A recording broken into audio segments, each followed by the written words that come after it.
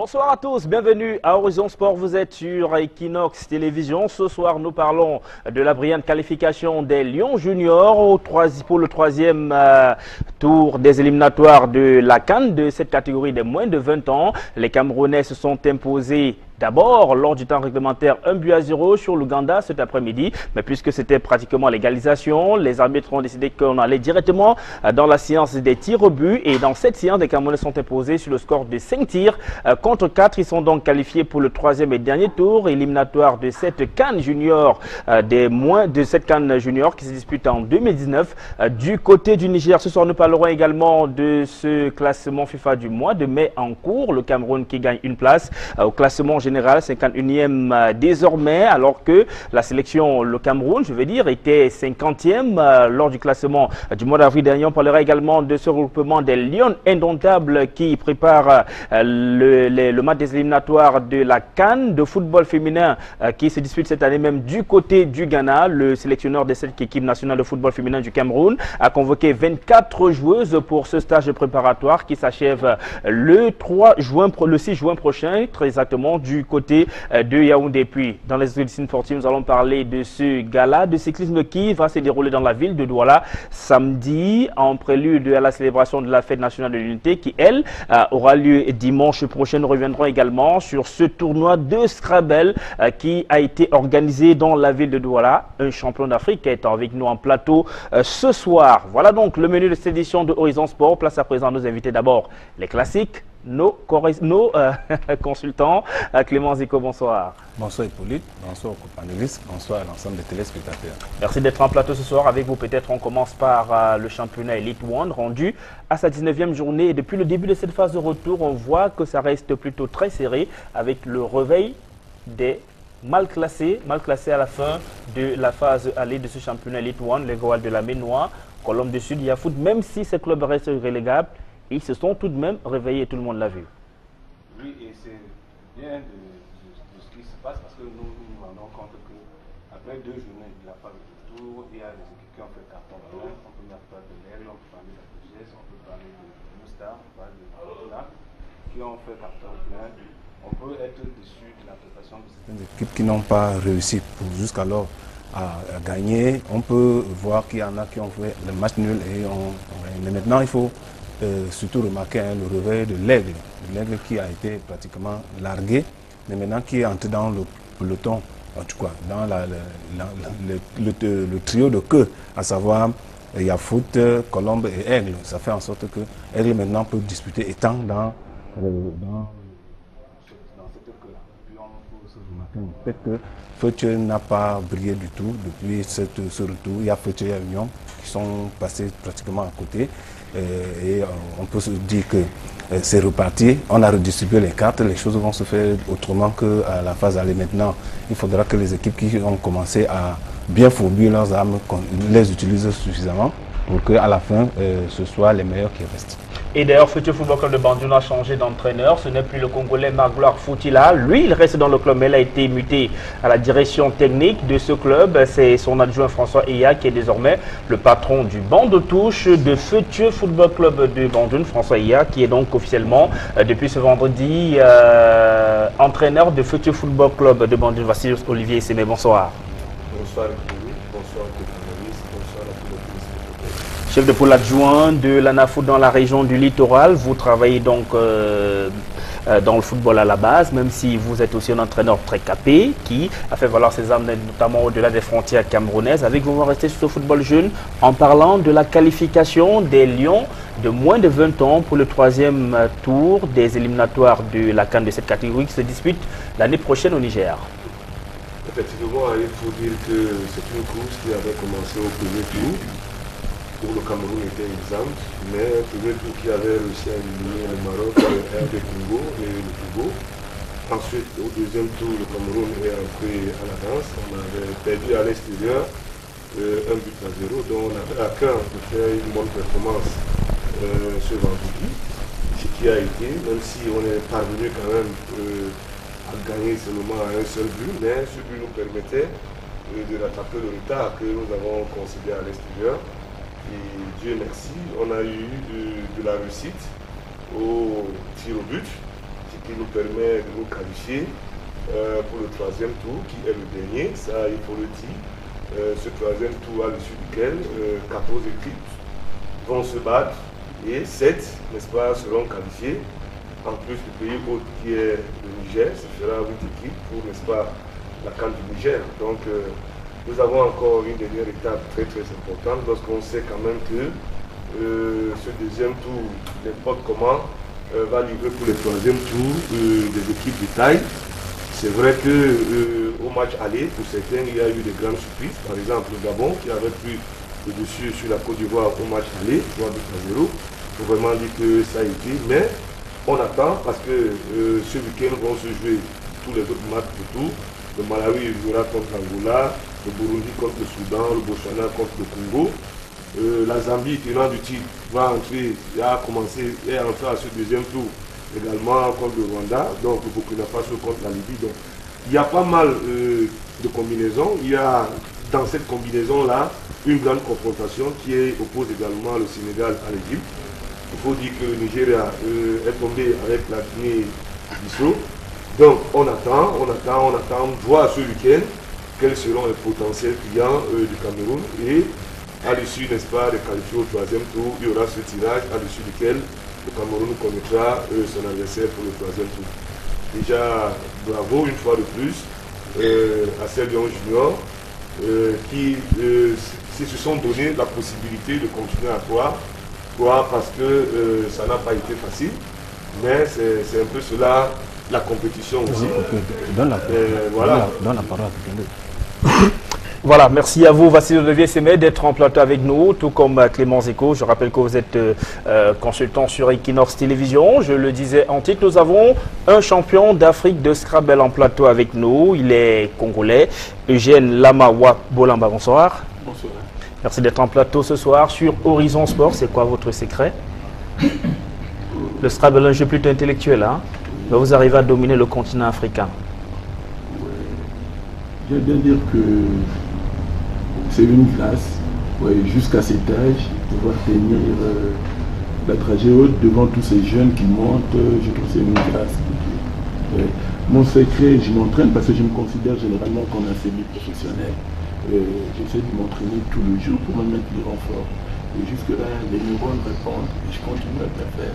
Et vous êtes au Cameroun en ce moment où vous avez pris part, où vous prenez part à cette compétition qui regroupe, en plus de vous, des compétiteurs camerounais. Comment est-ce que vous trouvez le Scrabble, au niveau du Scrabble au Cameroun? En tout cas, je félicite les Scrabbleurs camerounais parce que la fédération camerounaise, c'est une fédération très jeune par rapport à la nôtre. La nôtre, c'est là plus de 30 ans qu'on l'a mise sur pied.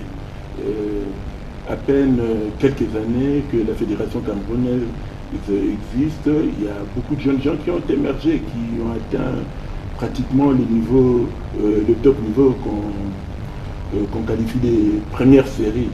En tout cas, ils sont à féliciter.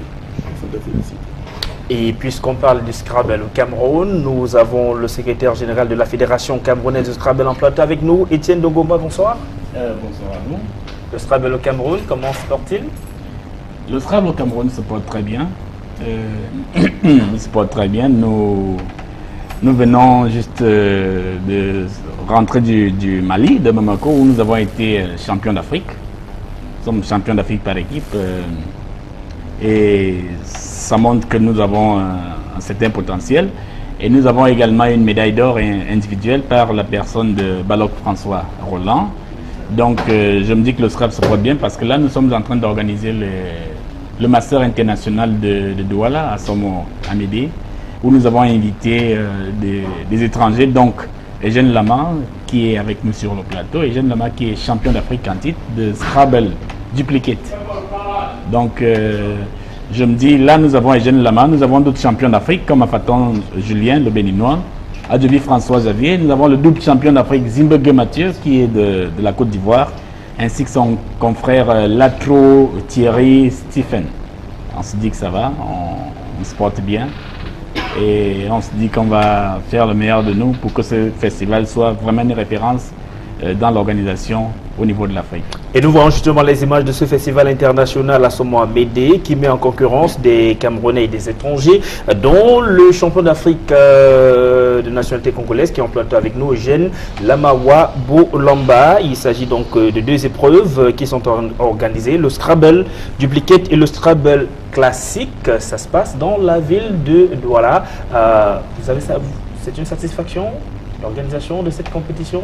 Bien, nous sommes au début, nous avons commencé cet après-midi, donc les premiers bilans, nous avons joué 2 matchs de duplicate, je crois qu'on peut déjà faire un premier bilan, ça va bien, nos étrangers sont bien installés, la concurrence a véritablement commencé parce que là, comme nous sommes à la 4e édition, il faudrait bien qu'on passe à la succession de Zimbabwe Mathieu, parce que c'est lui qui gagne l'année passée, et ça c'est Zimbabwe, c'est un Ivoirien, et le Camerounais François Balok Roland qui gagne un classique, dont la succession a commencé cet après-midi. Et nous avons joué 2 parties déjà. Bon, c'est vrai, rien n'est joué. Nous avons 4 parties au total. On se dit que d'autres surprises peuvent encore être là. On peut déjà faire les premiers bilans. Et parlant des étrangers, il y a également un Béninois, 2 Béninois au total, Afton Julien et Adjovi François, qui prennent également part à cette compétition. Et donc, à l'issue de cette première journée, notre reporter Raoul Tabofoué a attendu son micro à quelques compétiteurs. Je vous propose de les écouter. Je me suis préparé à affronter les adversités d'ailleurs. Je crois que je tiendrai la dragée haute pour pouvoir maintenir le vert jaune toujours au sommet comme d'habitude. Oui, je pense. Je donnerai le meilleur de moi-même, de mes coéquipiers aussi. Chacun s'est préparé et chacun mouillera le maillot. Comme tout compétiteur, je viens pour gagner, mais c'est pas acquis d'office. Hein.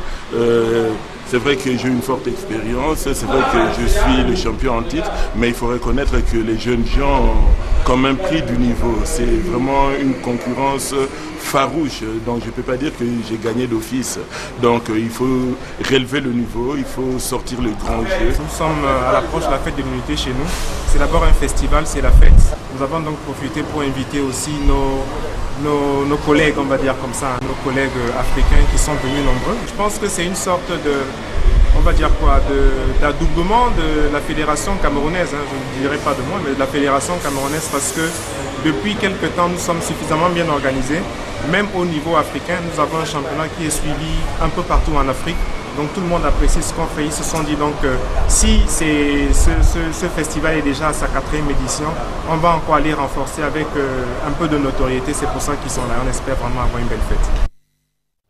Et oui, la réaction des compétiteurs, Clément Zeko, comme dans le football là, au Cameroun ou partout ailleurs, c'est très jeune qu'on commence à s'intéresser au Scrabble. Même dans les revues, on a quelques illustrations. On peut déjà commencer à s'illustrer, à s'initier au Scrabble. C'est un sport cérébral qui demande la réflexion, qui demande à utiliser la mémoire et l'intelligence, qui demande à être éveillé et être au parfum d'un certain nombre de choses. Ça se commence, quand on commence tôt, on est bien parti.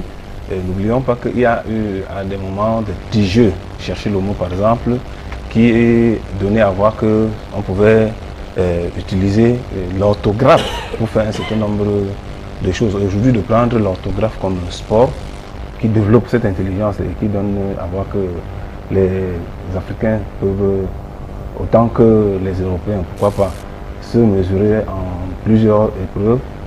On comprend que le Scrabble a de la particularité, mais maintenant nous serons très intéressés et très attentifs à écouter les techniciens du métier qui nous donnent la différence entre les différentes disciplines, parce que c'est vrai, quand ils parlent pour eux-mêmes. Maintenant il faut que le public qui écoute comprenne ce que c'est que la différence entre telle discipline et telle autre et comment est-ce qu'on y parvient.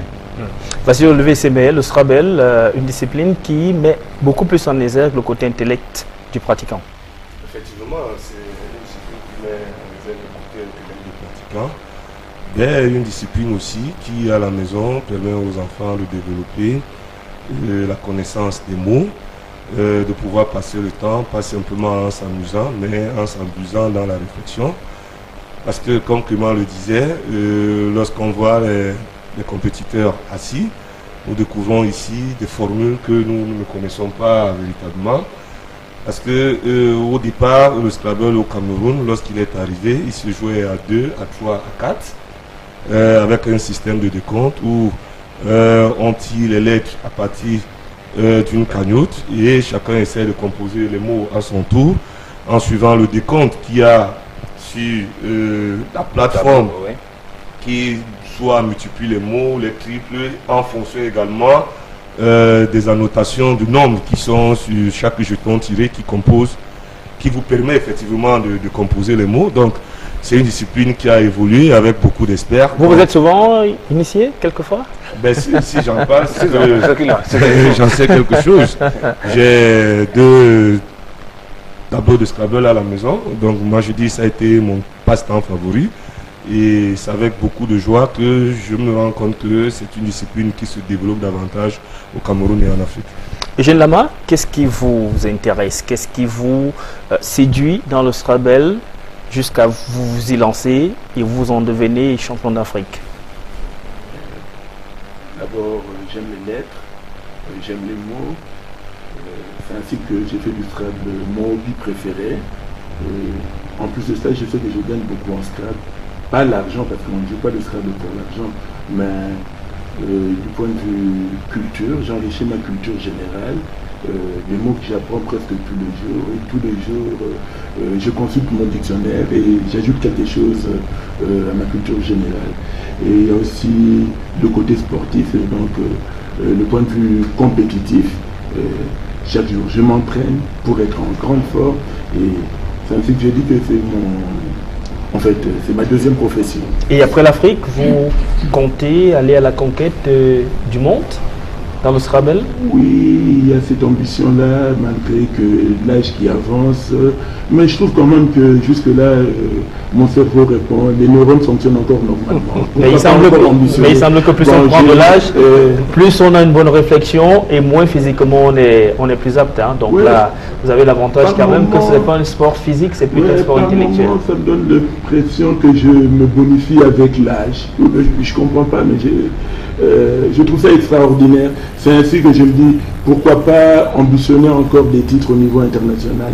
Ma meilleure perf, c'était à Dakar en 2008, où je suis sorti au podium, 3e. Et pourquoi pas être à la 2e place. On joue dans 2 mois au Québec. Je me sens en forme. Je verrai ce que ça va donner.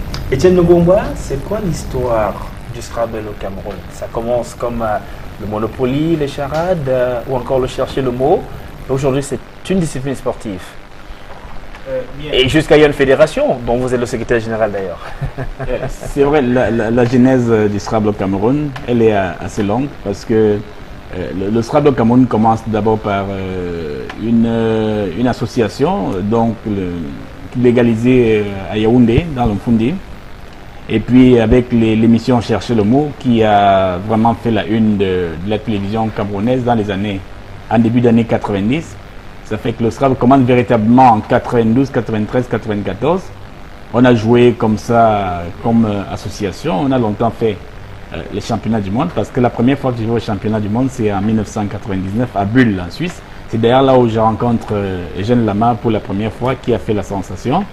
Donc on a évolué comme ça jusqu'en 2017, octobre 2017, notamment le 5 octobre 2017. Le ministre Bidumpat, Ismaël, nous a donné notre agrément au même titre que les autres fédérations, parce que là nous sommes fédération sportive civile nationale. Donc là maintenant on opère, vous voyez, on vous avez votre Olympiade à vous? Oui, on a notre Olympiade à nous. On a été au Mali, on prépare les championnats du monde qui vont se jouer au Québec, à Mont-Tremblant, comme Eugène vous disait tout à l'heure là. Et tout se passe vraiment bien.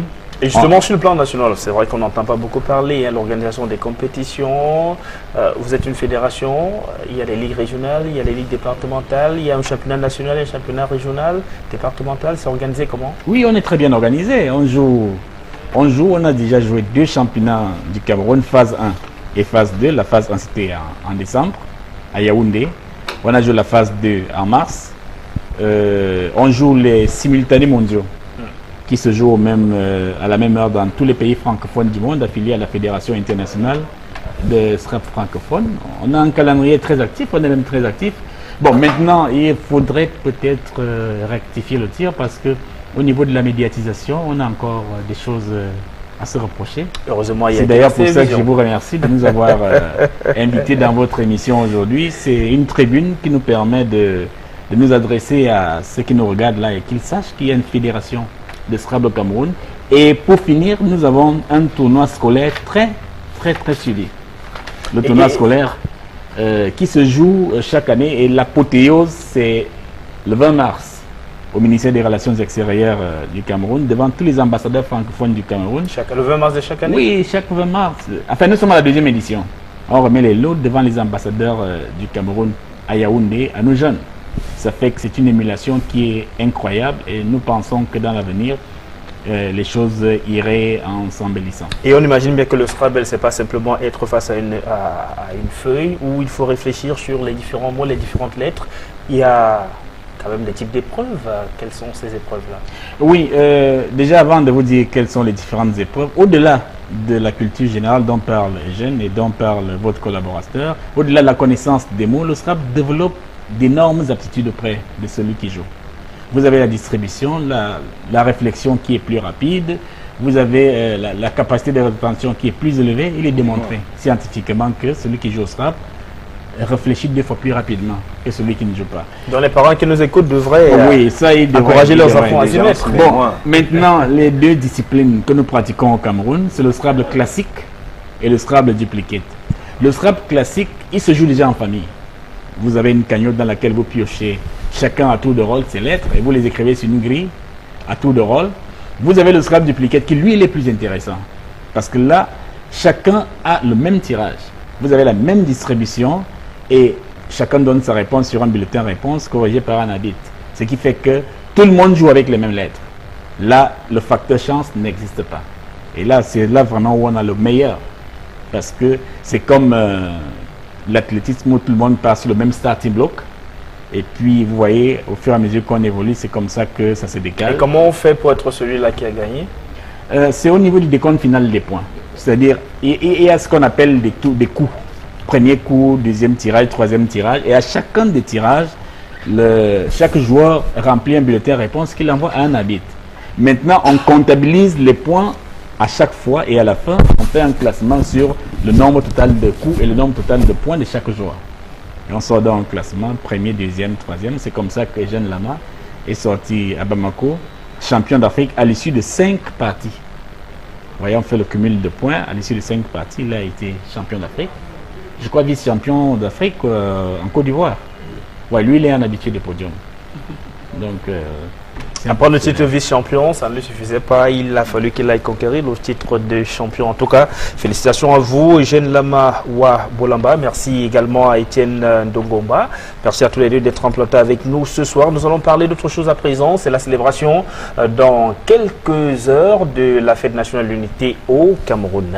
Chers messieurs, vous qui êtes congolais, eh bien, merci d'être au Cameroun au moment où les Camerounais vont célébrer leur fête nationale de l'unité. Ce sera donc dimanche prochain. Et en dehors du côté festif, il y a également le côté sportif qui est dans la danse avec dans la ville de Douala l'organisation de ce tour cycliste en prélude de la 46e fête nationale de l'unité. Peut-être on va voir quelques images sous la houlette de la Ligue régionale de cyclisme du littoral. Ce sera en fait un critérium qui va se courir dans l'arrondissement de Douala 3e depuis le boulevard de Brazzaville. 6 catégories en compétition, junior, senior, dames, minime, VTT, vétérans professionnels et passionnés. Plusieurs équipes invitées: SNH Vélo Club de Yaoundé, Douala Vélo Club, Ashtan Vélo Club de Yaoundé, Cyclo Vélo Club de Douala, Phoenix Vélo Club de Douala. Et la réunion préparatoire quant à elle a eu lieu et le coup d'envoi sera donc donné ce samedi à partir de 8h. 8h donc tout le monde doit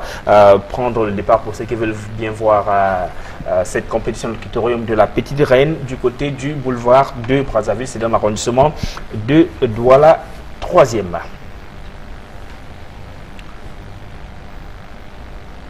Après le cyclisme, on parle des héroïnes de la CAN de volleyball de 2017, les Lions de volleyball, championnes d'Afrique qui, 7 mois après, ont finalement été honorées, célébrées par toute une nation, même si c'était sous la houlette du Premier ministre en lieu et place du président de la République. C'était donc en milieu de semaine à l'immeuble Étoile du côté de Yaoundé. Plus de précisions avec Aïe Cyril qui, au lendemain de cette cérémonie, a rencontré quelques champions d'Afrique de volleyball. Les Lions indomptables de volleyball du Cameroun reçus à l'immeuble Étoile. Voilà qui réveille les sensations d'il y a 7 mois au Palais polyvalent des sports de Yaoundé. Ça nous a un peu réveillé les émotions que nous avions eues pendant la CAN et nous sommes sentis vraiment honorés. C'est en octobre 2017 que les Lions ont remporté le championnat d'Afrique de volleyball dames. L'attente aura été longue, mais les joueuses disent mieux vaut tard que jamais. L'État n'oublie jamais ses sportifs, l'État n'oublie jamais ce qu'on fait.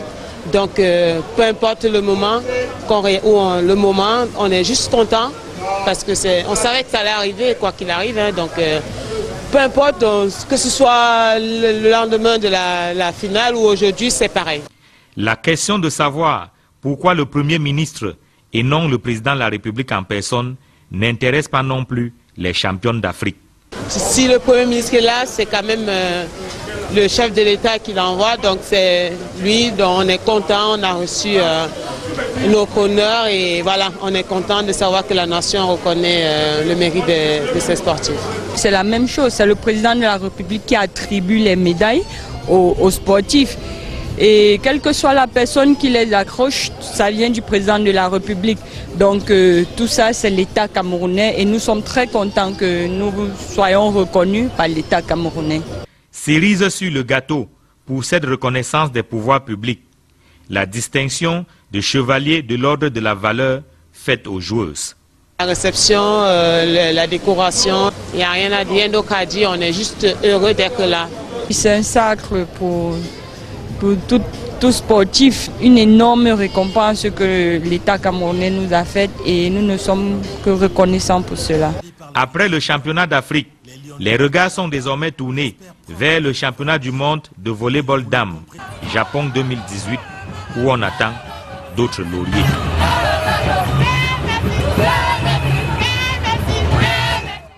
Elles ont fait vibrer toute une nation. C'était en 2017 lorsqu'elles s'imposaient devant le Kenya lors de la finale de la CAN de volleyball 2017. C'était au Palais polyvalent des sports de Yaoundé. Voici Olivier Sémé, 7 mois après. Elles sont enfin honorées. Qu'est-ce qui compte le plus? C'est la durée ou alors la reconnaissance enfin? Disons que c'est la reconnaissance enfin parce que il faut avouer que c'est une équipe qui a cravaché dur. Et c'est la première fois qu'elles sont championnes d'Afrique.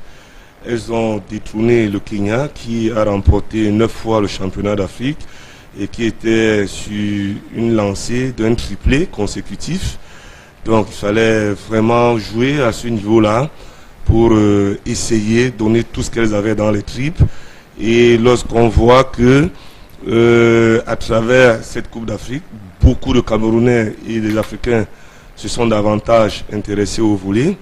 Maintenant, il est clair que les médailles, d'abord, en dehors du fait qu'on soit sportif, sont une reconnaissance de l'État du Cameroun par rapport au service rendu à la nation.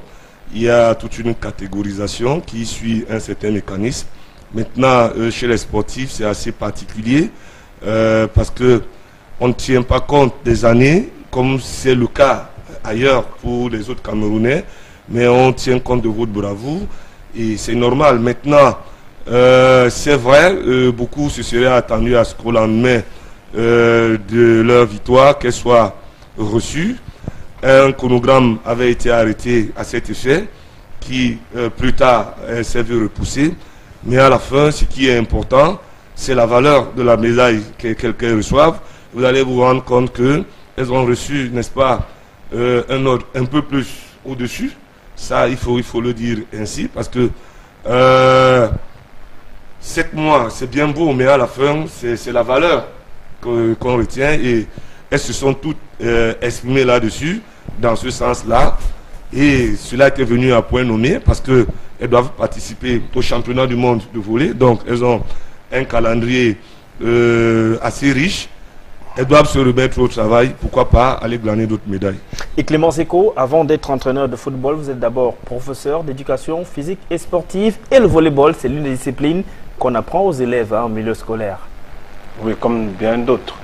Je voudrais, à propos de la réception de ces filles, dire un mot pour signifier que nous avons un peu, peut-être mal tropicalisé l'événement, simplement parce que lors des Jeux antiques à Olympie, lorsque le vainqueur réussissait à prendre sa couronne, et revenu dans son territoire, on le portait en triomphe le même jour. C'est-à-dire qu'on le portait sur les épaules et on faisait les rues du village pour présenter le héros à tout le village. Et c'est comme ça qu'on reconnaissait, et puis on lui mettait une couronne d'olive sur la tête. C'est comme ça que ça se passait à Olympie. Mais là, c'était dans l'Antiquité. Au Cameroun, il se trouve que ce n'est pas institutionnalisé. C'est-à-dire qu'il n'est pas écrit formellement que quand on a gagné une compétition africaine, qu'on vous reçoive le lendemain, après le lendemain ou un autre jour. Il n'est pas écrit. Donc, ça dépend du bon vouloir de celui qui voudrait bien vous recevoir. Il se trouve que le chef de l'État, en ce temps-là, n'avait pas l'opportunité de les recevoir, et même peut-être maintenant. Et d'ailleurs, la finale n'est pas au pays. Voilà, il a donc délégué, comme c'est de coutume pour d'autres choses, il a donc délégué cette fonction au Premier ministre, qui est le Premier ministre de la République. Et si on reconnaît que le chef d'État qui a nommé le Premier ministre, ça veut dire que c'est une extension du président chef d'État. Donc pour cette réception, nous pouvons retenir l'essentiel. Elles ont eu la médaille. Oui, elles ont eu la médaille qu'elles pourront montrer à la descendance. Et la mémoire collective se souviendra toujours que pour avoir gagné une Coupe d'Afrique de volleyball, elles ont eu cette médaille. Maintenant, il est vrai que le mérite est un peu plus grand parce que battre le champion en titre qui était le Kenya et qui, pour 9 fois derrière ce trophée, elles ont poussé le toupet, entre guillemets, sportif un peu plus loin. Mais maintenant, quand on revient dans le volleyball, comme vous l'avez demandé, comme discipline scolaire, oui. Et nous l'avons exprimé ici, satisfaits de ce qui se passe avec la Fédération camerounaise de volleyball. Ces derniers temps, il n'y a que la Fédération a décidé de répertorier un ensemble d'établissements qui ont des plateformes pour pouvoir déjà mettre ces plateformes en état pour pouvoir faire le volley. Et nous savons tous que le milieu scolaire est le milieu où il y a le plus de personnes qu'on pourra appeler pour amener vers la discipline, qu'on pourra susciter, qu'on pourra créer l'éveil. Parce qu'il faut créer l'éveil pour pouvoir initier. Donc c'est en rapprochant cette discipline, en ramenant le sport à l'école. Parce qu'on a déjà réussi à ramener l'éducation physique à l'école. Il faut aussi réussir à amener le sport à l'école pour que le triptyque sport, école et croissance aillent véritablement ensemble. Je pense que le moment fait par la Fédération camerounaise de volley doit être suivi par les autres fédérations. Parce que c'est la fédération qui a le devoir de promouvoir le sport pour lequel elle a eu l'agrément. Donc c'est déjà bien. À l'école aujourd'hui, c'est un peu rare les établissements où on enseigne le volleyball. Simplement parce qu'il n'y a pas de plateforme, il n'y a pas de matériel. Et aujourd'hui, il y a encore un peu plus qu'on nargue l'insuffisance du budget pour ne pas s'intéresser au volley. Mais simplement, le volley, comme toute discipline, peut amener l'élève qui s'y intéresse non seulement à développer cette discipline-là, mais à vivre de son sport. Donc, vivement que le sport reprenne la route de l'école. Et il y a donc d'autres disciplines qui sont incontournables en milieu scolaire au Cameroun, surtout au secondaire, sont les disciplines que renferme l'athlétisme. Et parlant de l'une de celles-là, on parle du saut en hauteur, avec la première édition du challenge de saut en hauteur scolaire baptisé High Jump School. Chapitre des résultats chez les dames. Premier, Mundi Kipé Jennifer du collège de La Salle qui a fait un bond de 1m50. Un saut de 1m50. Deuxième, Rekiatou Yaou du lycée Idoyak dans l'arrangement de la troisième qui a fait un saut de 1m40. Troisième, Onana Zenge Cécile, lycée de Bodjongo qui a fait un saut de 1m35 chez les messieurs. Premier, Pouchoko Delmas du lycée Doyak qui a fait un saut de 1m85. Deuxième, Makiguti Fongo du lycée d'Ekité, ça c'est dans la ville d'Idéa, qui a fait un saut de 1m80. Troisième, Foma Mans, lycée bilingue de Boudjongo, un saut de 1m60. 15. Clément? Oui, je m'en voudrais de ne pas dire un mot quand je regarde cette épreuve de saut. Il y a des techniques de saut qui sont adaptées à du matériel. Nous, si on veut faire du force very flop, il faut faire avec la mousse. Or, il se trouve que la mousse, on a à la fois et la mousse et le sable. Donc la mousse ne couvre pas la totalité de l'espace, à tel enseigne que l'enfant qui n'a pas travaillé la technique de force very flop, comme voici la technique de force very flop par exemple, malheureusement la réception n'est pas celle qu'il faudrait. Et un autre sauteur va sauter plutôt à côté, il va utiliser un saut. À la limite, ce n'est même pas un ciseau, encore moins un rouleau ventral, même pas un saut droit. Donc, c'est un saut un peu brut. Ça veut dire quoi? Et ça met de l'eau dans mon moulin de ce que je disais tout à l'heure. On prétexte l'insuffisance des budgets pour ne pas équiper suffisamment les établissements. Vous voyez que ce sport, le saut, quand il n'est pas fait avec le matériel adéquat, l'accident est très très vite venu. C'est pour cette raison, et quand l'enfant n'est pas habitué à une technique, il n'est pas capable de la produire. Or, la technique aujourd'hui qui amène l'enfant à sauter le plus haut possible, c'est le force very flop. Malheureusement, on n'a pas le matériel adapté. Et Vassili Olivier CBL, là on voit les conditions dans lesquelles ces élèves sont initiés à ce saut en hauteur, mais on voit que les conditions ne sont pas véritablement réunies, même si on sait également qu'ailleurs, c'est dans les écoles, c'est un milieu scolaire, un milieu universitaire, un milieu étudiantin qu'on va puiser les futurs champions de demain. Mais au Cameroun, on s'initie, mais les moyens ne suivent pas. Effectivement, il faut reconnaître ici que les étapes de la formation en toute discipline sont arrimées aux étapes de la croissance qui elles-mêmes sont arrimées au calendrier scolaire. Donc il est clair que, Clément le disait, lorsque l'éducation physique est dans les milieux scolaires, c'est déjà pour vulgariser les disciplines, pour former, pour entraîner et pour développer la méthode appropriée. C'est pourquoi on parle d'éveil, d'initiation, perfectionnement, formation et post-formation. Et lorsque on cite toutes ces étapes-là, elles correspondent également aux étapes de la croissance et elles correspondent également aux étapes de progrès scolaire. Donc il est clair que à chaque niveau, il faut aller avec tact, il faut aller avec doigté. Et là, on est tous interpellés, surtout les enseignants. On est également, les pouvoirs publics sont également interpellés pour la qualité des infrastructures. Clément faisait cette remarque. On a vu ces jeunes pour la qualité des infrastructures. Clément faisait cette remarque. On a vu ces jeunes, certes, ils ont de l'envie, ils ont des qualités, mais au niveau de la technique, on ne voit pas la coordination. On a comme l'impression qu'au niveau de la pédagogie, au niveau de l'approche, ils n'ont pas eu la technique qu'il faut. Parce qu'en termes de saut, vous avez le saut droit de face, vous avez le ciseau qui consiste à passer une jambe après une autre. Vous avez le rouleau ventral également qui permet de passer la corde, carrément le torse en longueur où une première jambe doit passer la deuxième. Et vous avez ce saut-là, le force very flop, qui vous permet de sauter la plus grande hauteur. C'est pourquoi d'ailleurs on utilise l'éponge à la chute pour éviter ces accidents-là. Ben voilà, il y a du travail à faire parce que au pays, il y a toujours de la matière, il y a de la qualité. Prenons effectivement du temps et c'est le mal-être que nous connaissons aujourd'hui parce que les petits espaces qu'il y avait dans les quartiers, dans les établissements qui permettaient aux enfants de s'habituer à tous les jeux parce que le saut, le pouce-pion, la poursuite, le tête-homme, tout cela développait la psychomotricité à n'importe quel âge et ça développait les appuis et l'enfant avait une croissance appropriée.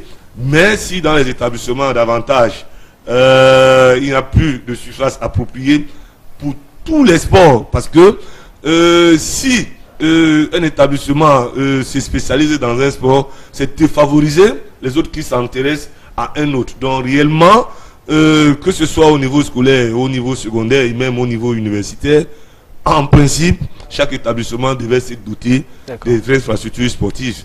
Ben voilà, maintenant, chemin faisant, on l'a toujours dit, parfois, nos victoires, on ne les prépare pas. On a des générations spontanées comme ça qui vont nous gagner les médailles, tout comme nous avons tous connu Mbango lorsqu'elle a été champion du monde. Mais personne ne l'a vu, oui, champion olympique. Voilà. Donc nous, on ne peut que dire à ces jeunes, déjà la volonté c'est bien de continuer à travailler, mais beaucoup de courage aux encadreurs de prendre beaucoup plus rapidement, on va sortir du sujet. Je ne sais pas si vous l'avez fait exprès, mais l'échantillonnage que nous venons d'observer nous rend compte essentiellement de ce qui se passe sur l'ensemble du territoire national. Nous avons ici quelqu'un qui tente un fausse veriflow. On a là un autre qui va faire un saut à la limite de droit, et après on va voir un autre qui va, bon ici c'est fausse veriflow, mais il y a celui qui va faire le rouleau ventral et qui va se réceptionner au bord de la mousse. Celui-ci c'est un fausse veriflow. Non, c'est plutôt le garçon qui va venir du côté droit. Qui va, le deuxième garçon après celui-ci. Il y a un deuxième garçon après celui-ci qui va venir. Voilà. Non, c'est pas celui-ci, c'est celui d'après. Parce que lui, voilà.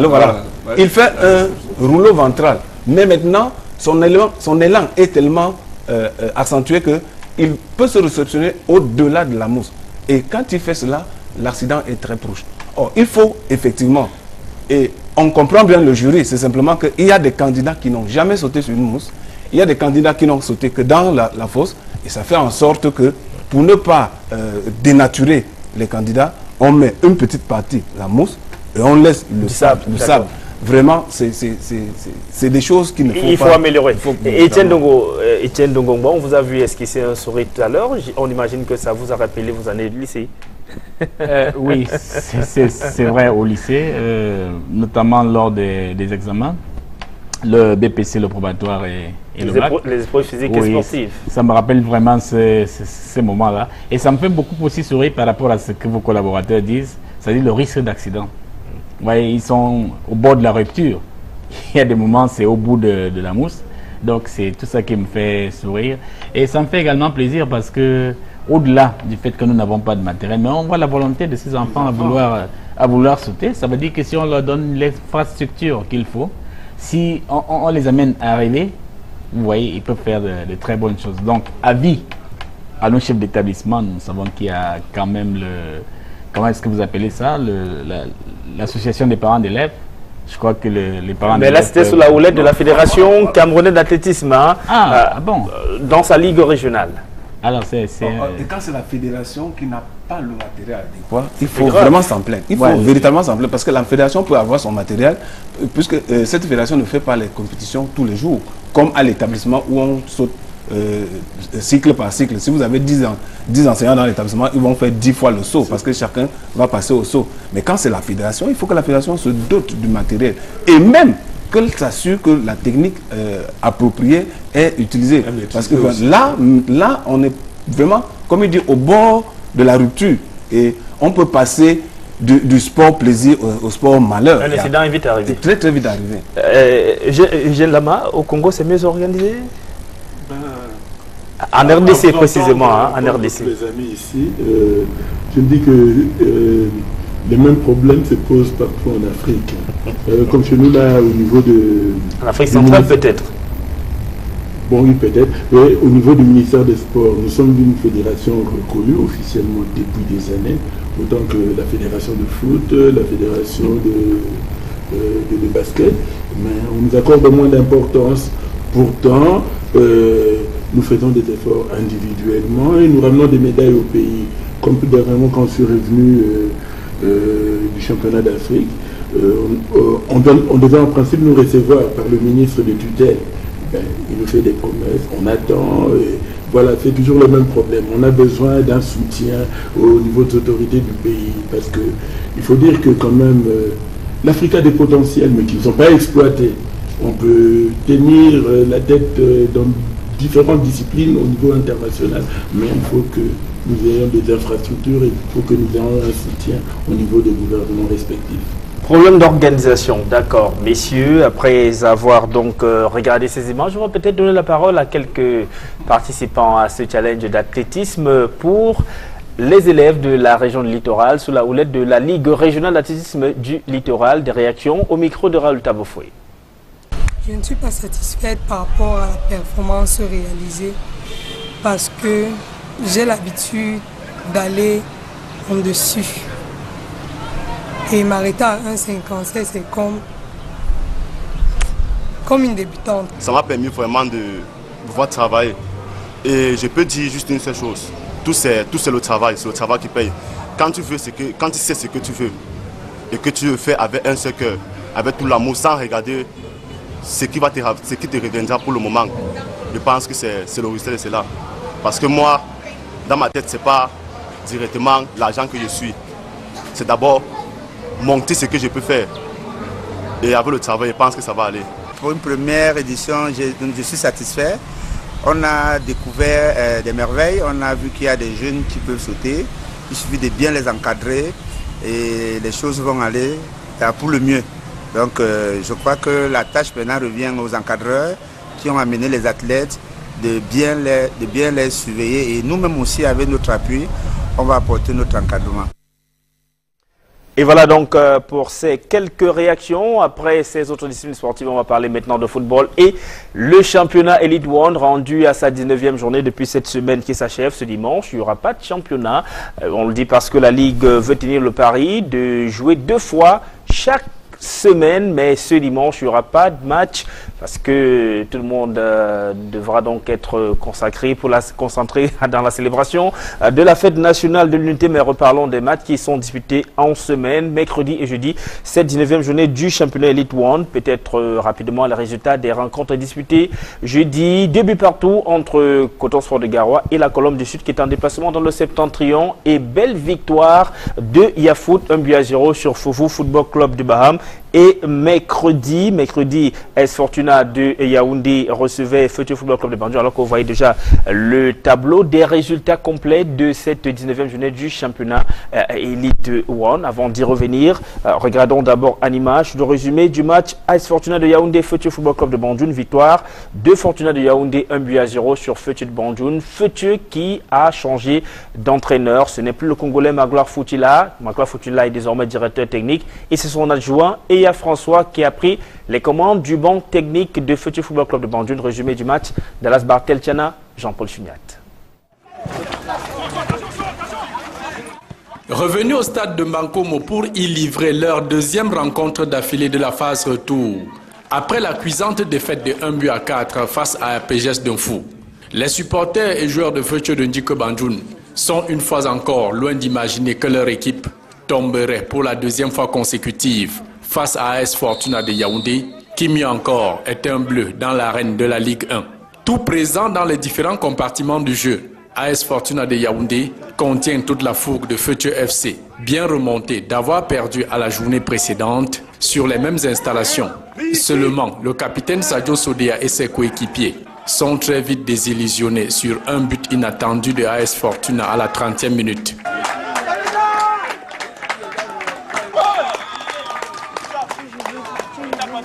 Menés dans le cours du jeu, les poulains de Magloire Foutila passent le dernier quart d'heure de la première manche à courir à toutes jambes après une égalisation incertaine face à un adversaire bien en place techniquement et tactiquement, jouant ainsi à fond tous les coups possibles. De fil en aiguille, AS Fortuna préserve son avantage jusqu'à la fin des 45 premières minutes. De retour sur l'aire de jeu pour la seconde manche, la machine Futur se met véritablement en branle pour arracher l'égalisation. Que de belles phases de jeu bien menées, mais à la fin, autant de maladresse sur le geste qui sauve. AS Fortuna, tout en se donnant à cœur joie à l'élaboration d'un jeu offensif, ses joueurs bétonnent la muraille défensive, tout en remportant aussi des batailles du milieu de terrain. Manquant d'inscrire un second but, AS Fortuna sauve l'essentiel au coup de sifflet final. Les 3 points de la 19e journée bien assurés. Une grosse déception pour l'équipe de Futur, qui enregistre ainsi sa deuxième défaite à l'extérieur à cette phase retour. À la clé, une dégringolade au tableau, de la 6e à la 9e place, avec un compteur bloqué à 27 points depuis la 16e journée. À l'aller s'assurer, on avait commencé l'aller avec 3 victoires à l'extérieur, à Yaoundé, mais cette fois-ci, on commence par 2 défaites, donc je crois que la 3e sera la bonne. On a perdu le match, mais je crois que la compétition veut qu'aussi à domicile qu'on lâche plus de points. Là. Pour le bleu AS Fortuna de Yaoundé, Bourreau des grosses pointures de la Ligue 1, l'aventure continue après l'expédition victorieuse de Bafang face à Unisport du Honkam à la précédente journée. On a les 3 points au bout des godasses. C'était dur vers la fin, on a vu les gars finir à genoux. Ouais, mais c'est normal, on a fait un voyage, on revient à Yaoundé, on refait notre voyage, c'est pas évident. Parce que quand on dit Yaoundé, Bankom ou Yaoundé, c'est un voyage, c'est pas évident pour nous. C'est normal qu'à un niveau, les énergies se dispersent. Donc c'est normal qu'on souffre à la fin. Mais ce qui est important dans ce match, c'est les 3 points qu'on a pris aujourd'hui. 8e à 27 points, AS Fortuna de Yaoundé pour la 20e journée ira à Loum pour tenter de rééditer sa victoire de 2-1 de la phase aller face au 2e UMS. Tombé 0 but contre 2 face à la lanterne rouge Aigle Royal de la Ménois. Quant à Feucheux, le club de Ndiko Bandjoun livrera à domicile un duel des perdants contre le 14e Astre de Douala. Tombé 1 but contre 2 devant APGS Tunfou à cette 19e journée. Et on le rappelle, Feucheux Football Club de Bandjoun qui n'a plus le même entraîneur, Magloire Foutila, qui jusque-là était le patron du banc technique, a été muté au poste de directeur technique et c'est son adjoint Eya François qui a pris les commandes du banc, dont de touche de cette équipe de Feucheux Football Club de Bandjoun. Vassili Olivier Sémé, ce match est une illustration parfaite de ce début de phase retour du championnat Elite One. Les mal classés à la fin de la phase aller qui se réveillent et qui mettent en difficulté ceux qui avaient bien démarré le championnat. C'est le cas de Feucheux de Bandjoun qui a bien commencé la saison mais qui a commencé à laisser des plumes en chemin vers la fin de la phase aller et ça recommence en cette phase retour.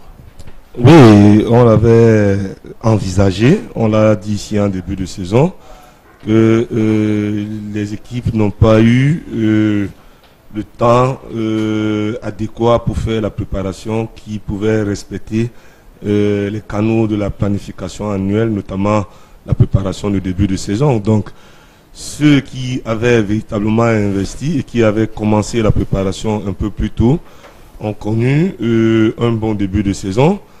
Et ceux qui ont commencé tard ont emboîté la saison, tant bien que mal, ont payé des pots cassés au niveau des résultats.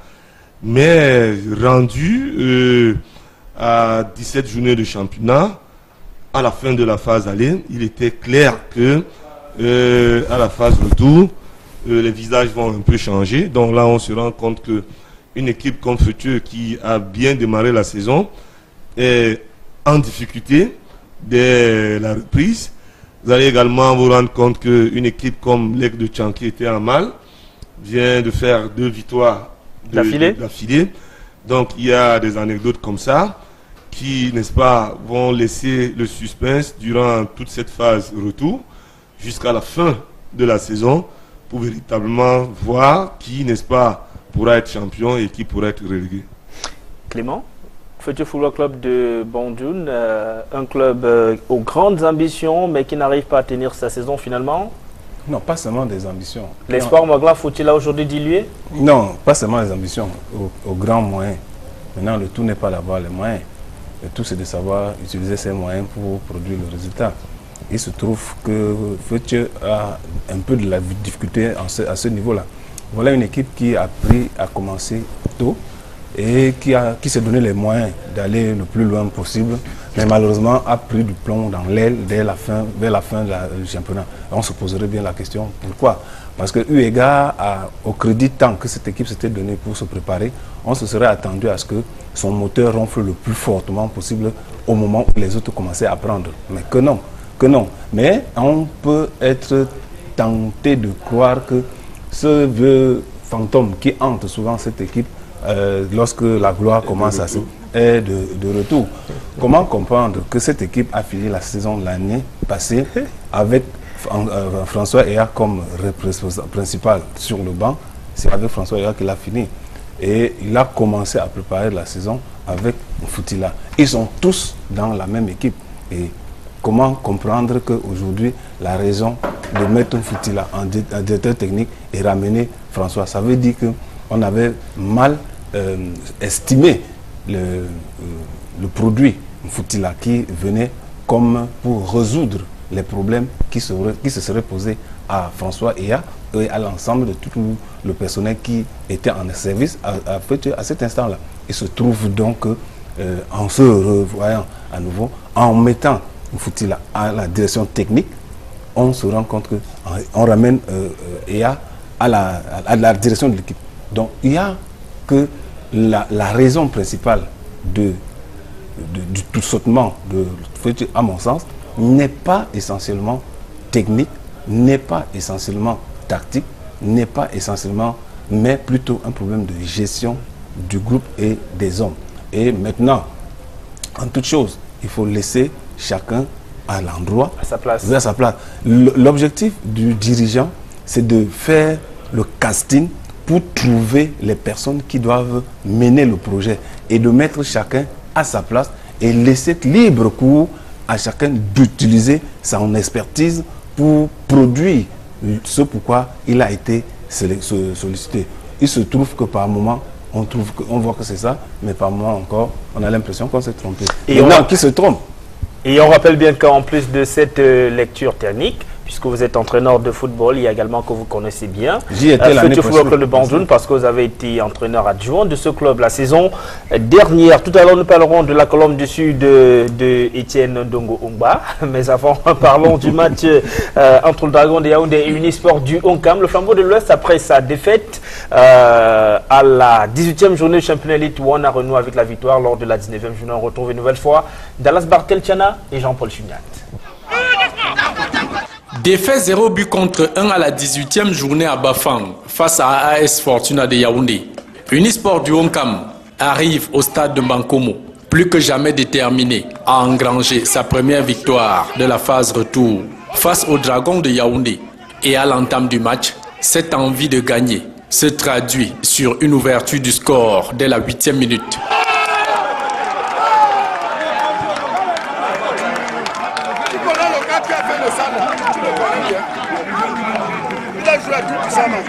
Jouant tous ses coups à fond, le Flambeau de l'Ouest pêche dans le geste final, manquant de justesse de creuser l'écart au tableau. 1-0, c'est le score à la pause en faveur des poulains de Sinisa Jovanovic. À la reprise, le Dragon de Yaoundé pêche à cracher la flamme de l'égalisation. Aucun véritable assaut offensif sur le camp de l'Unisport.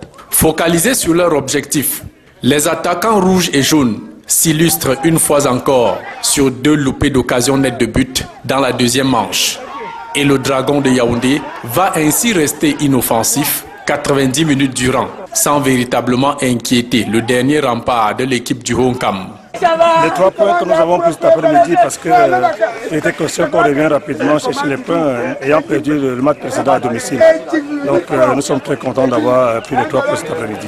Tenu en échec 1 but partout à l'aller à Bafang, Unisport du Honkam, en dictant sa loi cette fois-ci au Dragon de Yaoundé, gagne 2 places au tableau, rentrant ainsi dans le quintet de tête à 28 points. Séparé sur un score vierge face au deuxième UMS de Loum à la 18e journée, Dragon de Yaoundé fait du surplace 15e à 20 points au tableau. En quête d'une première victoire à cette phase retour de la Ligue 1, l'équipe du président Max Comet tentera d'aller chercher cette victoire à l'extérieur face à un autre perdant de cette journée. Le 3e, Fovo Club de Baham, tombé lui aussi 0 but contre 1 devant le premier relégable, Yaoundé Foot. Voilà le réveil du Flambeau de l'Ouest. Prenons à présent le tableau des résultats complets de cette 19e journée du championnat Elite One. Commençons par les 2 derniers matchs qui sont disputés jeudi pour boucler cette 19e journée. Je le rappelle, Coton Sport de Garoua a été accroché à domicile. 2 buts partout par Colombe du Sud du président Etienne Ndongo Ongba, puisqu'il est originaire de cette région. On en parlera tout à l'heure. Et il y a Foot qui s'est imposé 1-0 sur Faux Football Club de Baham. On a relevé tout à l'heure ce bon réveil de l'Aigle Royal de la Ménois qui a enchaîné sur une deuxième victoire, 2 buts à 0 sur UMS de Loum.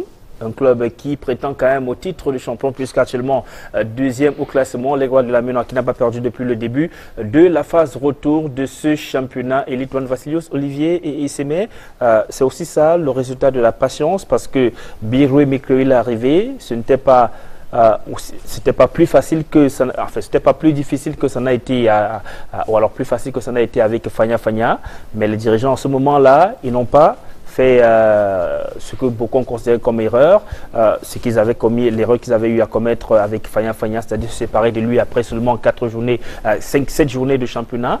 Ils ont quand même permis à BM Créo de prendre le pouls de son groupe, de construire, et ils lui ont donné finalement les moyens de mettre sur pied un groupe plus compétitif.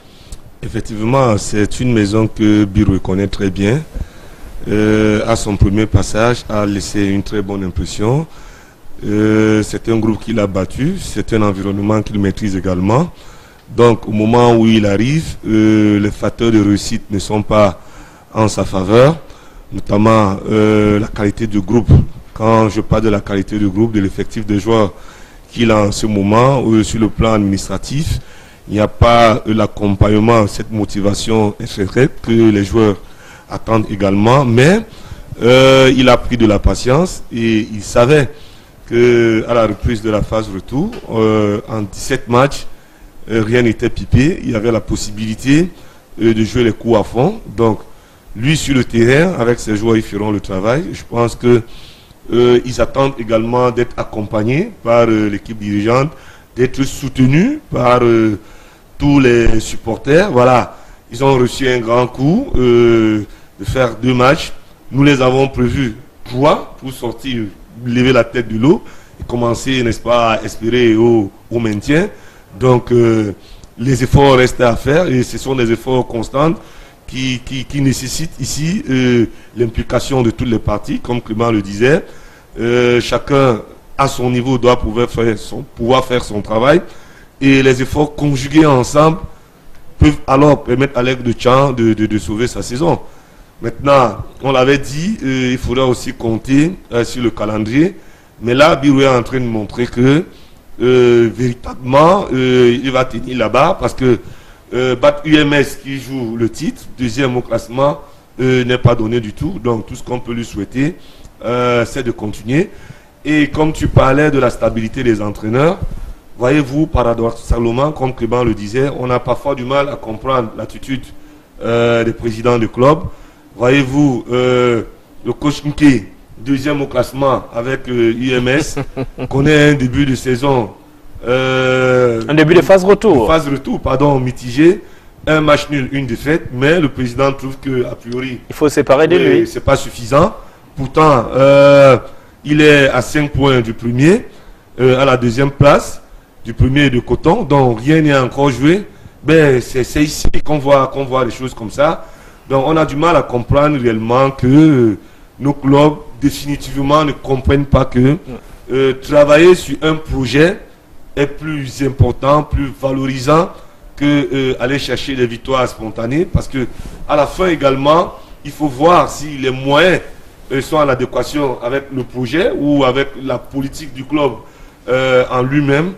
Mais je dis, c'est difficile, on ne sortira pas de l'auberge. Certainement, d'autres collègues continueront à tomber.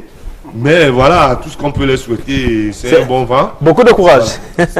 Alors Clément Zeko, il faut quand même rappeler que l'Aigle Royal de la Ménois a renforcé ses effectifs. 8 joueurs sont arrivés au Mercato. Ça veut dire qu'il y avait quand même un problème avec la qualité du groupe dont BM Créo a hérité.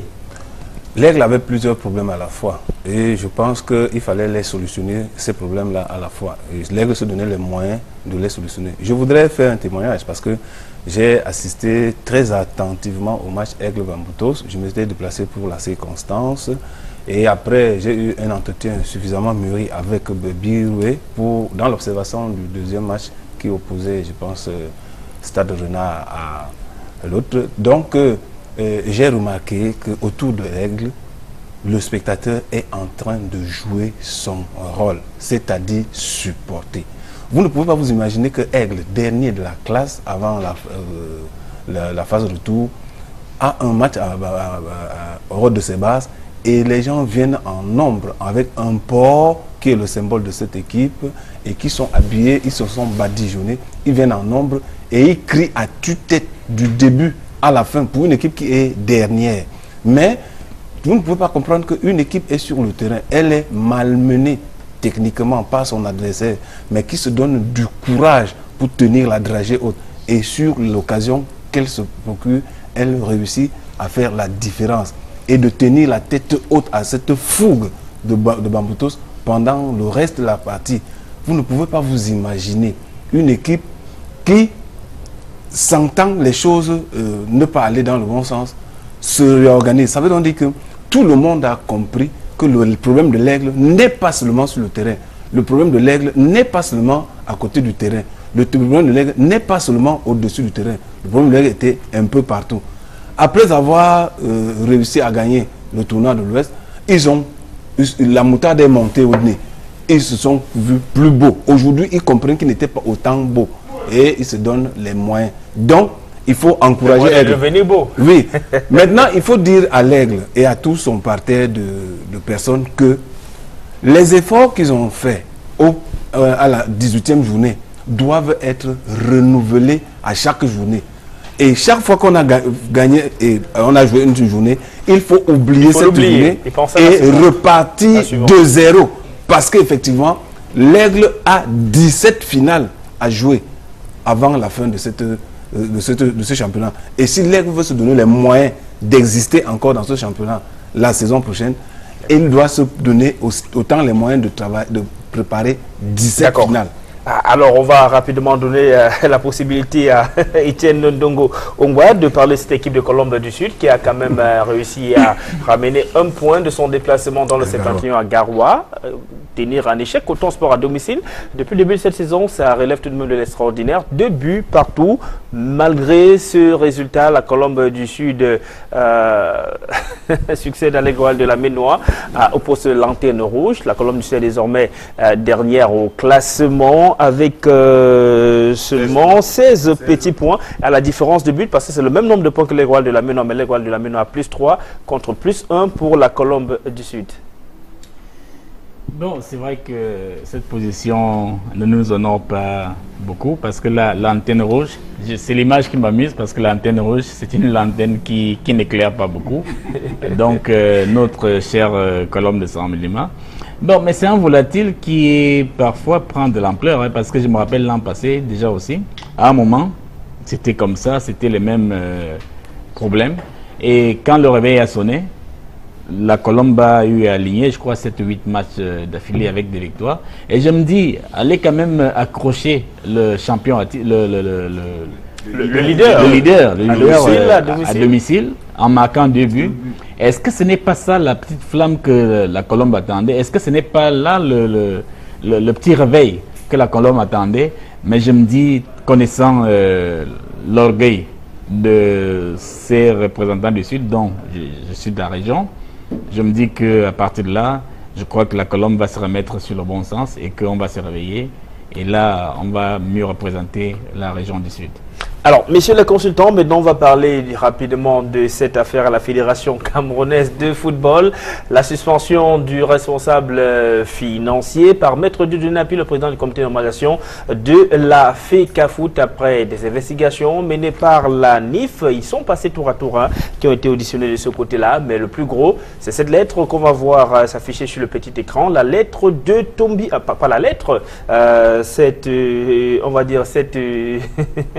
Cette décision signée par Tombi Aroko Sidiki, cette lettre bien évidemment, oui, signée par Tombi Aroko Sidiki le 30 septembre 2017 alors qu'il a été débarqué, son équipe et lui, de la FECAFOOT le 23 août 2017, un peu plus d'un mois après, une lettre qui ordonne le décaissement de plus de 500 millions de francs CFA pour doter en gazon les stades de Bafia, Bamenda, Baganté et autres, mais sauf que depuis que cette affaire est déclenchée, Tombi Aroko Sidiki s'en défend. Il dit que le document, c'est juste une erreur de sa secrétaire d'alors. Le document avait été signé alors qu'il était encore aux affaires, sauf qu'il y a une confusion au niveau des dates. Vassilos Olivier Sémé.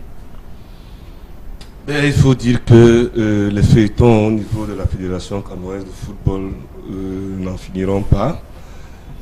Chaque jour, on en verra de ce genre. Maintenant, il devient très délicat de pouvoir en parler parce que là, il faudrait écouter les concernés et rentrer dans le fond des dossiers pour véritablement comprendre ce qui se passe.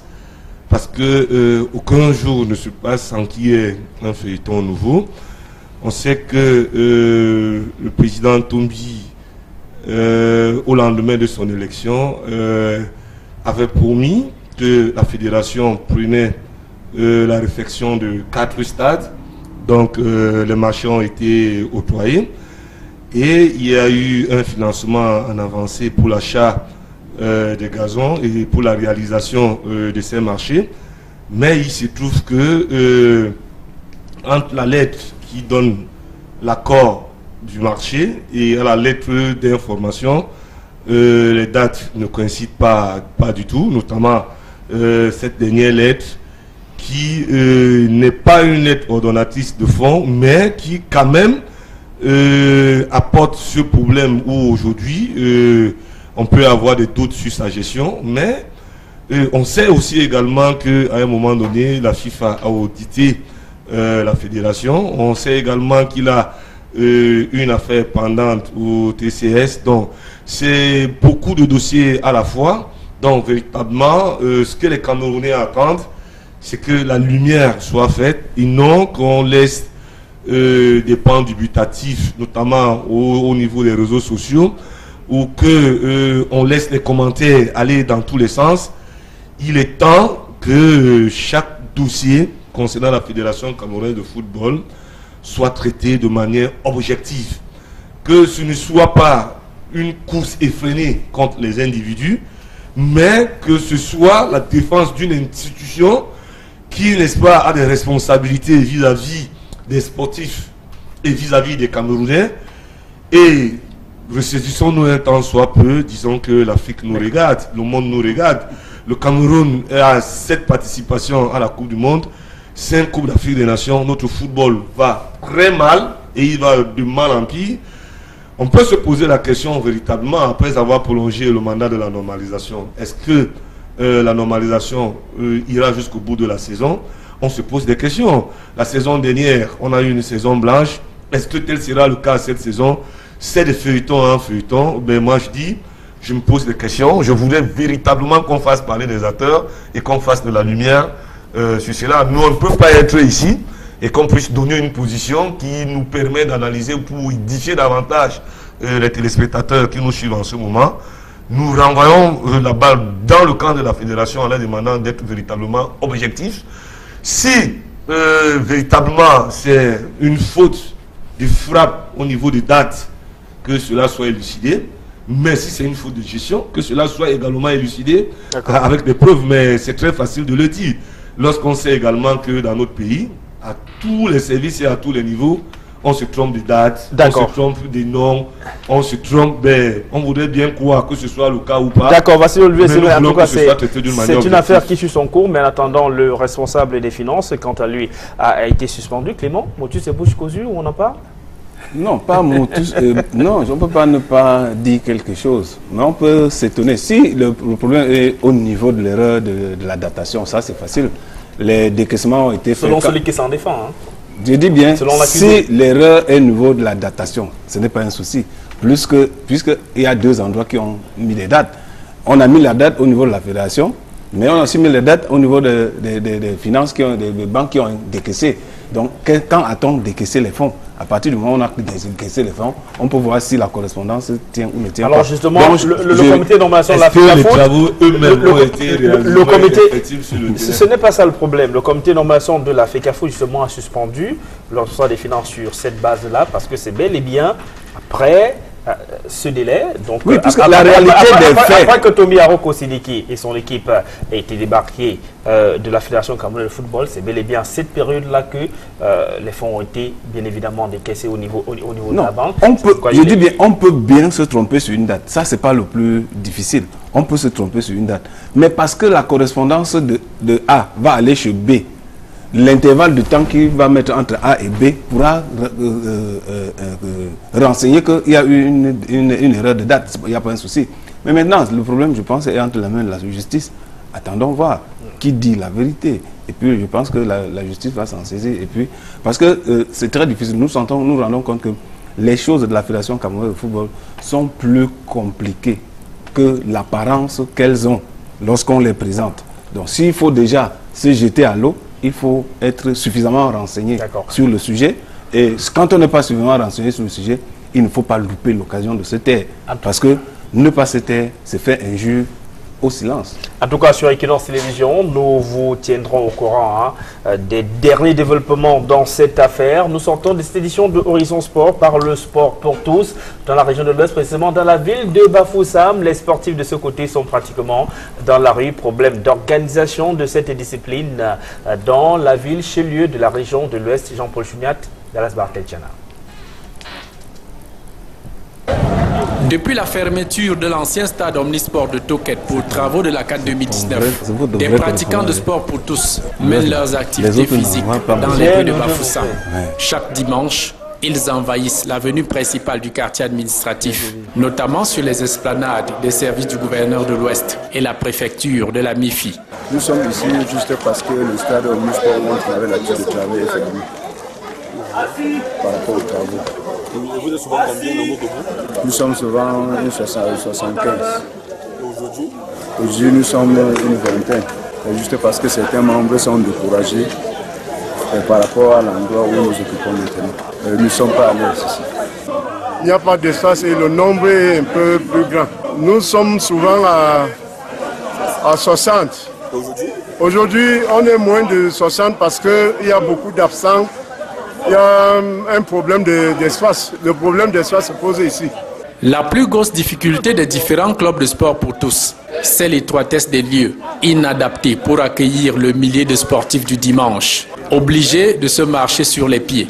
Chaque dimanche, on avait 22 clubs pour un effectif d'au moins 7000 participants. Aujourd'hui, vous voyez que malgré le fait que même les gens de l'Omnisport se sont déportés à cet espace, nous n'avons pas beaucoup d'affluence. Mais j'insiste là-dessus, beaucoup de gens ne sortent plus parce qu'il n'y a plus d'espace viable dans la ville de Bafoussam pour la pratique du sport pour tous. Si certains responsables de clubs misent sur un achèvement des travaux du stade en chantier, d'aucuns pensent à la dotation de Bafoussam d'un parcours Vita, à l'instar de Yaoundé et Douala. On doit seulement s'adapter. Et vous savez, si le gouvernement avait pensé, il faudrait qu'avec l'aide du président de la Ligue, qu'on essaie de trouver un parcours Vita pour que la population soit un peu à l'aise. La santé n'a pas de prix. Tous ceux qui viennent trouver la santé là, ils n'ont pas d'espace. Tout en se débrouillant comme ils peuvent sur des espaces de fortune, les pratiquants de sport pour tous espèrent avoir un jour leur parcours Vita à Bafoussam ou à défaut, retourner au stade Omnisport de Toket une fois le chantier terminé et l'infrastructure mise en service. Et voilà, du sport pour tous à l'esplanade de la préfecture de la MIFI. Mesdames, messieurs, à ceux qui nous regardent à la maison, mais messieurs, à vous ici en plateau, on va mettre un thème à cette autre édition de Horizon Sport. Eugène Lama, on va vous dire merci d'être venu en plateau. C'est à moi de vous remercier. Je veux aussi remercier d'une manière beaucoup plus solennelle les amis camerounais qui m'ont reçu, vraiment, je dirais, comme un petit prince. Il n'y a pas à redire, je suis dans de très bonnes conditions. Et j'aimerais aussi... Ils vous ont fait goûter le ndolé ou du momo chobi? Pas encore, j'attends encore des surprises. Ça va venir. J'aimerais encore ajouter quelque chose, c'est dire que je les encourage de continuer sur cette lancée parce que ici en Afrique, nos joueurs souffrent d'un manque cruel des compétitions de haute facture. Des rencontres comme ça, c'est vraiment à encourager. Nous n'avons pas besoin d'aller nécessairement en France dans des grands tournois ou en Belgique. D'ailleurs, c'est trop difficile pour nous avec des tracasseries administratives. J'aimerais bien venir ici à côté au Cameroun pour jouer. Alors, j'ai dit, je serai partie prenante pour la prochaine édition et je promets d'amener encore d'autres grands joueurs de notre pays ici au Cameroun l'année prochaine. Merci à vous d'être venu. Je rappelle que vous êtes congolais, vous êtes champion d'Afrique de Scrabble et le secrétaire général de la Fédération camerounaise de Scrabble est également en plateau avec nous, Étienne Dongomba. Merci à vous d'être venu. Bon, je vous remercie de la perche que vous nous avez tendue et j'espère que ce sera désormais une collaboration qui nous permettrait de revenir ici, parler du Scrabble et parler de la fédération et donner beaucoup plus d'envergure à notre activité. Merci à vous d'être venu. Merci à vous Clément aussi d'être venu. Merci, j'embrasse très tendrement la 4e S7. Très tendrement. Oui, très tendrement, la 4e 1-7. Merci à vous, Vassilios Sylviès, également d'être venu. Ben, le plaisir a toujours été passager. Donc, vivement à vendredi prochain. À vendredi prochain, mesdames, messieurs, merci d'avoir été nombreux à cet autre rendez-vous d'Horizon Sport. N'oubliez pas, vendredi prochain, lorsqu'il sera 21h, nous serons à nouveau au rendez-vous. Bonsoir.